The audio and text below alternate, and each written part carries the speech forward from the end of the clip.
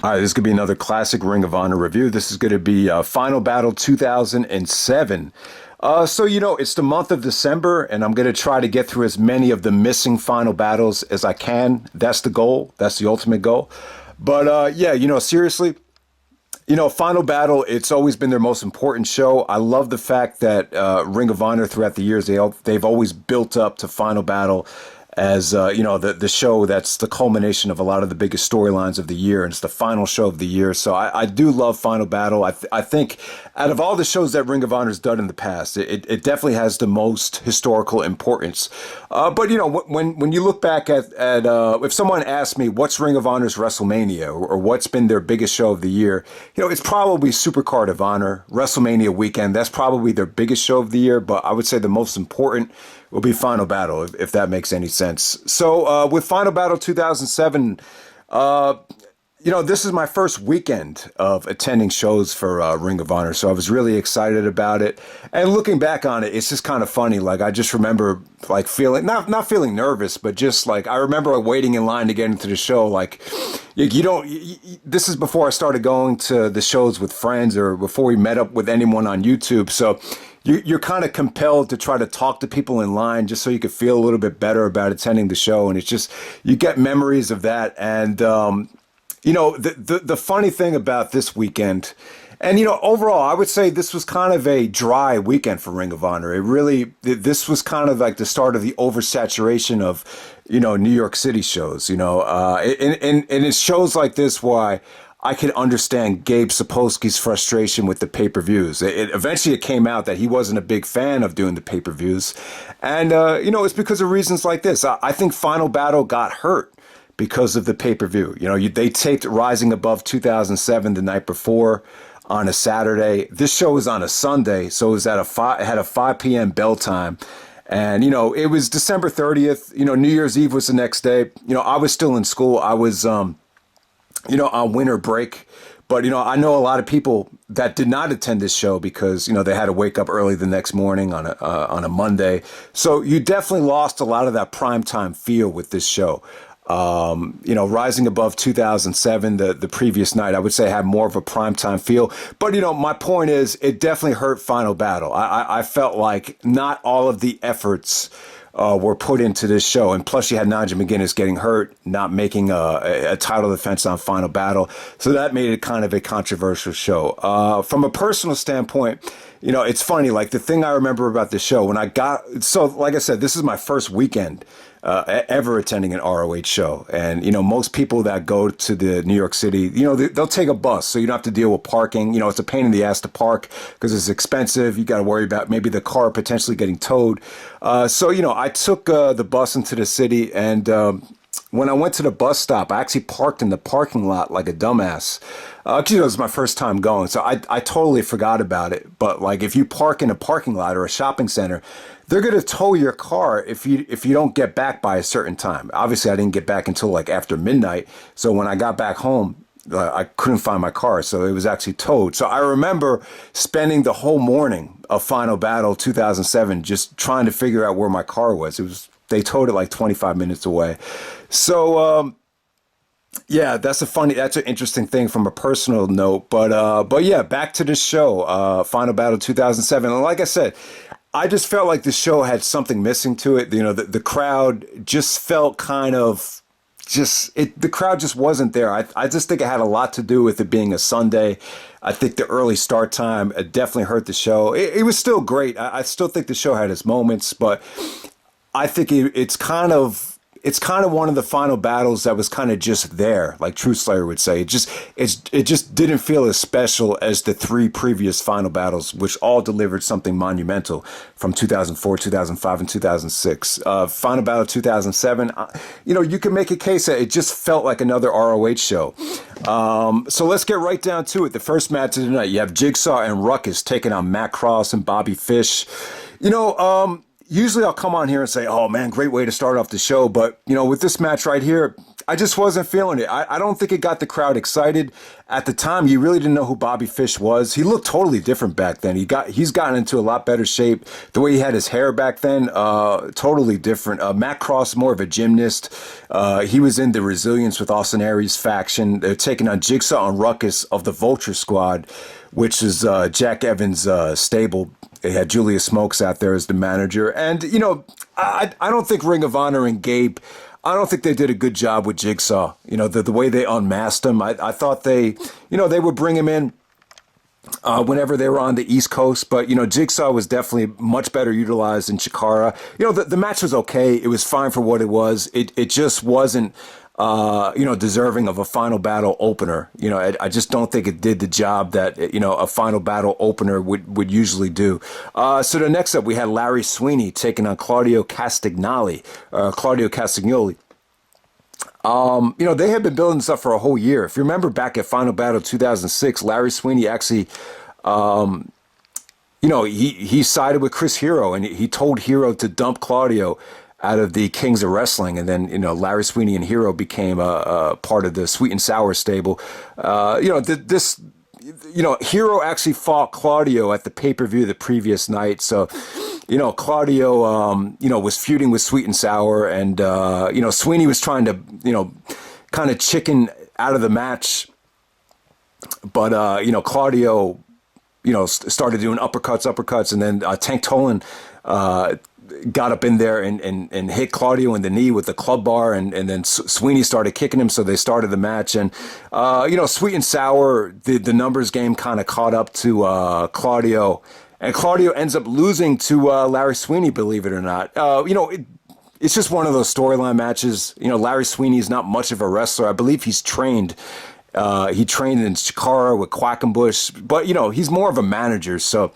You know, this was just good storyline progression for the whole Hero and Claudio, a feud right there. But yeah, like I said, nothing really special right there. You know, really didn't do much for Claudio in retrospect. Claudio actually main evented Rising Above with Naomichi Marufuji the previous night, but it was a DVD only match. Next up, we had the Necro Butcher taking on Jack Evans. And, this was Age of the Fall versus the Vulture Squad right here. You know, honestly, I wasn't a big fan of this whole faction warfare thing. And you could argue that this is some of the worst stuff that Gabe has booked when he was with Ring of Honor. And I think it definitely hurt 2007, too. I think when you look back at it, 2007 as a whole, it's kind of a step below the previous couple of years. And it's because of this. I just think a lot of the factions that they brought in, Hangmen 3, Age of the Fall, the Vulture Squad, the list goes on and on. There was a lot of different factions at the time. No Remorse Corps, the Resilience. There was just too much of that. And I think that hurt a lot of the shows. But with Necro and Jack Evans, you got Necro that specializes in hardcore wrestling. You know, he's more of a CZW guy. You got Jack Evans, who's more of the high flyer. So it was a nice mix of styles here. I mean, you definitely had some good stuff. I remember in this match, Jack actually did a moonsault, and he set up Necro on the chair. And when he moonsaulted down, it was like a moonsault into a guillotine leg drop. So that was a nasty spot. You know, they definitely put their bodies on the line. There was some vicious stuff here, but, you know, I'm not a huge fan of the Necro Butcher. I just never have. And I hate to say it, but I just think Jack Evans is kind of corny. They had, Lacey was out there, you know, trying to help out Necro. And then, Jack Evans actually brought out Mercedes Martinez. And then they had this whole thing with Jack calling, Mercedes the Booty Vulture. I just thought the whole thing was just, corny. So, you know, Final Battle 2007 didn't really get off to a great start. It's even tough to talk about some of the early stuff on this show. Next up, you have Naomichi Marufuji taking on Davey Richards. You know, this could have been a much better match. I remember in Truth Slayer's review, he didn't like the match at all. I think he gave this like 2.5 or 2 3/4, something like that. I mean, for a Marufuji, you know, he loves Marufuji, and you know, most people love Marufuji. Marufuji kind of had a weird weekend here. You know, he was brought in to face Claudio to main event Rising Above. Basically, that was like a return favor type of thing for putting over Claudio at the Glory by Honor shows. And, I think he was supposed to face Austin Aries on this show. But since Nigel got hurt, Aries took his spot and insert Davey Richards right here. Davey at the time wasn't as good as he became later on that summer. After he went to Japan, he really toned up and got more intense, and he just got more energy. I don't know. Davey just got a lot better since then. But Davey was still good. Him and Marufuji, I still thought you had some good moments here. But I will agree, though, the beginning of the match is kind of weird. Just not a lot of interesting things going on. He had Davey doing the ravishing Rick Rude pose. It was just a little bit weird. But yeah, you just had great exchanges with the kicks. You had Marufuji doing his coast to coast. I mean, you had some really good stuff to end the match, but I just think as a whole, the match just felt kind of thrown together, kind of rushed. Marufuji and Richards, I think if this match had happened a year later at Final Battle 2008 or 2009, it could have been a classic. It just ended up kind of being a match on the card. Some people loved it. Some people kind of thought it, didn't deliver. But, I still thought it was pretty good. I thought the ending sequence the last 5 minutes were really good, I would say. Next up, you had Adam Pearce, BJ Whitmer, Brent Albright of the Hangmen 3. Taking on Delirious, Kevin Steen, and El Generico in the Tables Are Legal match. They really tweaked this card. I remember the initial Final Battle card. There's supposed to be a huge faction warfare match here, and I think they were going to have all the stables compete in one match in like a big mega street fight. And then I remember Gabe before the show, he said, "All right, we're going to do a change of direction with Final Battle," and thank God, because I think that would have been terrible. But with this match right here, you really had the Hangman 3 and Delirious really going out of here at the time. Before this show, they actually unmasked Delirious and they bloodied him up, and Delirious came out with like this new red. It was more of a black and red attire here. So you had Delirious trying to get his revenge. Steen and Generico, they were kind of just thrown into this match. I think Bushwhacker Luke was actually a special appearance on this show, and he actually got involved there. So the match had a little bit of comedy in it, but the tables were legal, so you had a lot of great table bumps here. You had a lot of good spots. You had Adam Pearce actually doing to finish off Delirious. He actually did a pile driver through the table, and that was pretty sick. Like I said, guys, you had really good table bumps here. It was a little bit sloppy at sometimes, but the Adam Pearce and Delirious were in the midst of a huge feud, and it definitely added tension and took that feud to another level as well.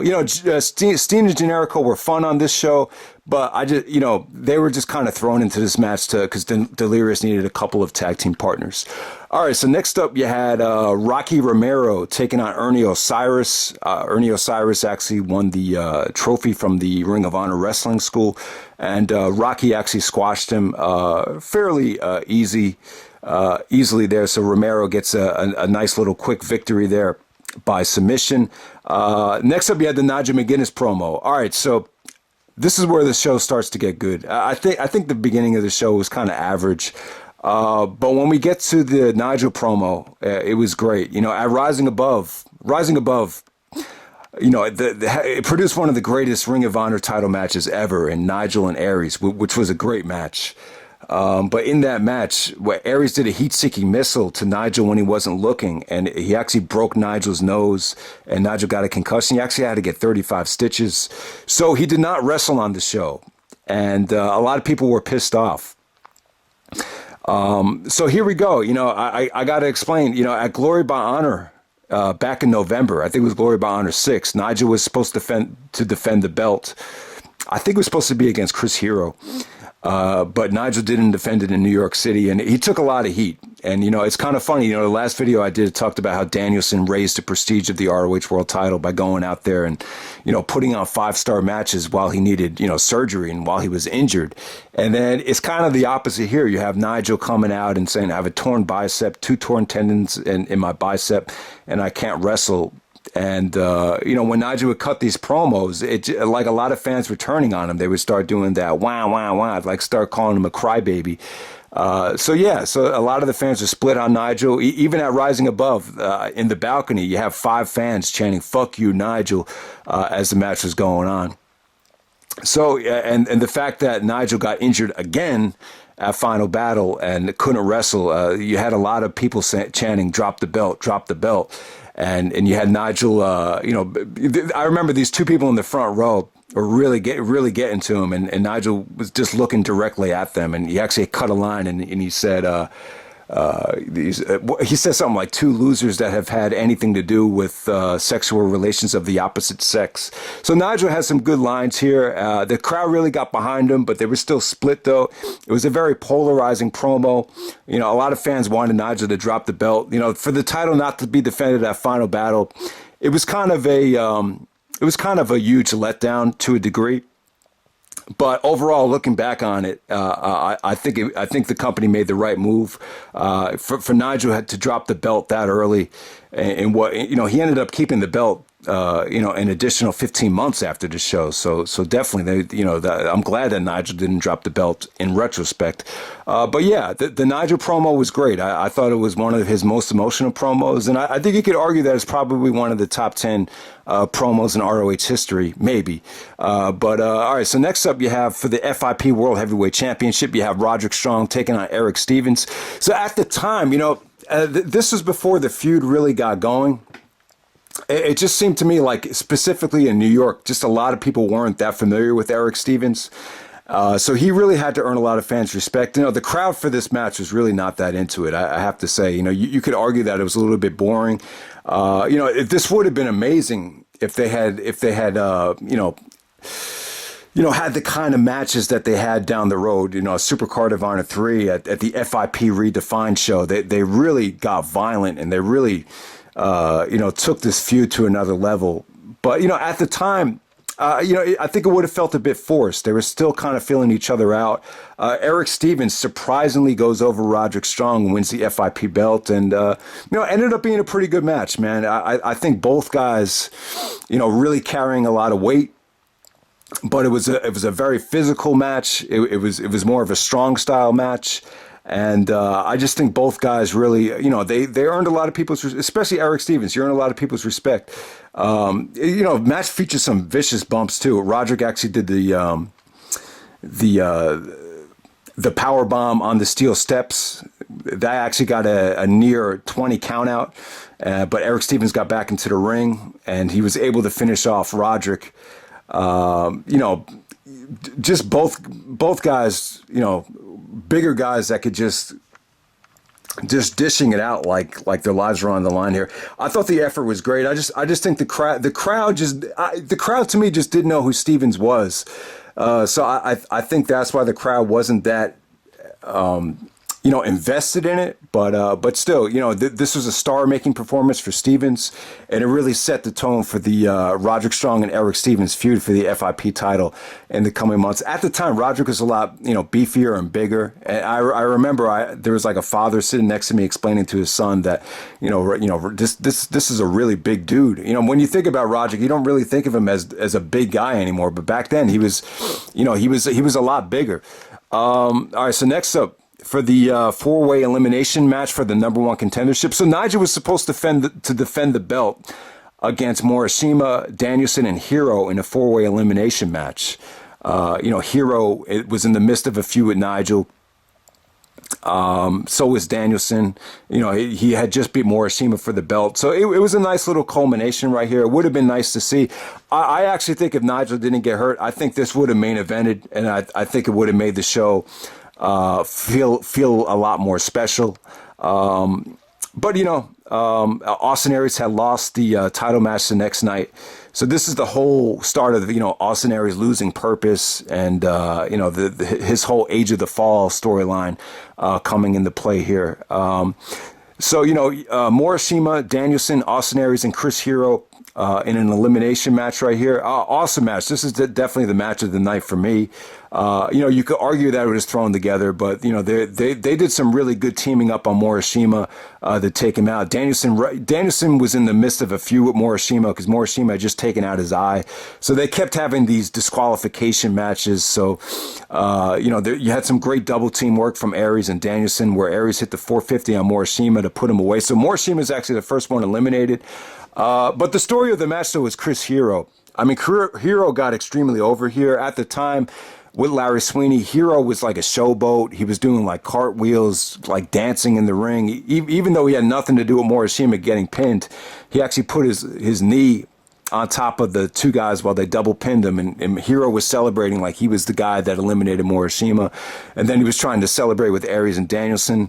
So it was funny, man. Hero, he got so over that they started chanting "Chris is awesome." And no, Hero was insanely over. And I know a lot of people that, thought Hero really deserved the belt at the time. And they were pissed off that he was the second one eliminated here. I think Aries eliminated him with like with a backslide.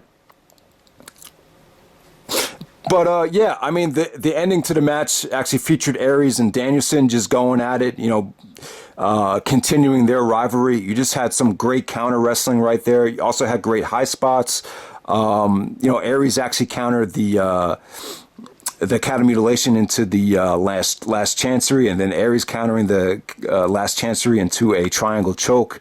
You just had a lot of great back and forth action between Aries and Danielson from a submission standpoint. And the crowd was actually booing Aries. Anytime Aries would counter a Danielson submission, he would start digging his knees into Danielson's chest. They started booing.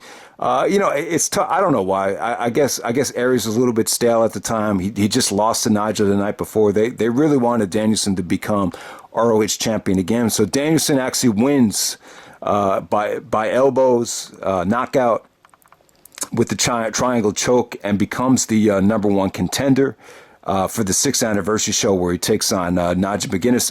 And then the main event, we have the Briscoes taking on Jimmy Jacobs and Tyler Black for the ROH World titles. So yeah, I mean, the Briscoes were the MVPs of 2007. The fact that they main evented Final Battle, I think it says a lot. Now, if Nigel was healthy, I think Nigel probably would have got the main event, but who knows? I mean, the Briscoes main evented a lot of shows in 2007. So, at the time, I had never seen Tyler Black before. This is like my first time watching him wrestle. I still hadn't seen Man Up on DVD yet. I actually bought it that weekend, so I had no idea who he was, and he shocked me, man. He blew me away. I mean, for Tyler Black to actually get do the Phoenix Splash and actually get the pinfall at Final Battle 2007. It was a huge star-making performance for him. It was an example of how ROH at the time were willing to push new stars and give them the spotlight.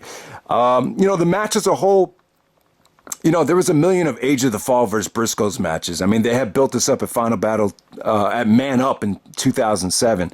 Where the Age of the Fall attacked the Briscoes after the show, and they were hanging the Briscoes. I think they hung up Jay Briscoe upside down from the rafters. I mean, yeah. So the match definitely had a lot of heat, a lot of promos from Jimmy Jacobs about how he wanted to take the Briscoes championship so they'd have all the power in Ring of Honor. So, there was a ton of these matches that they had, with relaxed rules and all these no DQ matches. But this is more of a straight up match. The match definitely delivered, though, man. I would say in terms of spots, in terms of moves, yeah. I mean, the crowd got into some of the spots, but as a whole, the crowd still was just missing that extra spark. I mean, they really weren't that invested into the match other than the moves. But like I said, though, the match definitely delivered. You had Tyler Black actually take a Doomsday device onto the outside off the edge of the ring apron. You had Tyler Black do the buckle bomb to Jay Briscoe on the steel guardrail. That softened up the Briscoes, and eventually Jimmy hit the Contra Code while Tyler does the power bomb off the top rope, and then Tyler hits the Phoenix Splash to get the pinfall. And when I saw it, I was like, "Oh man, that's an awesome finish." So this is the best seats I've ever had for a Ring of Honor show.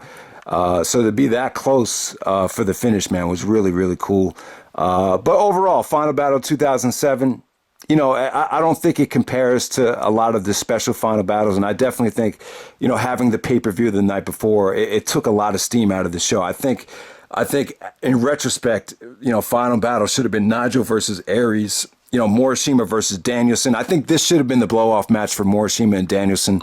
I think waiting a whole year later, I just didn't like it. The match was still great at Final Battle 2008, but also you could have had Claudio and Hero on Final Battle. You could have had Age of the Fall and the Briscoes at Final Battle. You could have done Marufuji and Davey again, but maybe if you give Marufuji and Davey more time to prepare, they could have had a better match. So taping the pay-per-view, the pay-per-view for some reason it had a better primetime feeling to it. So that's pretty much it, guys. That's Final Battle 2007, and I'm out. All right.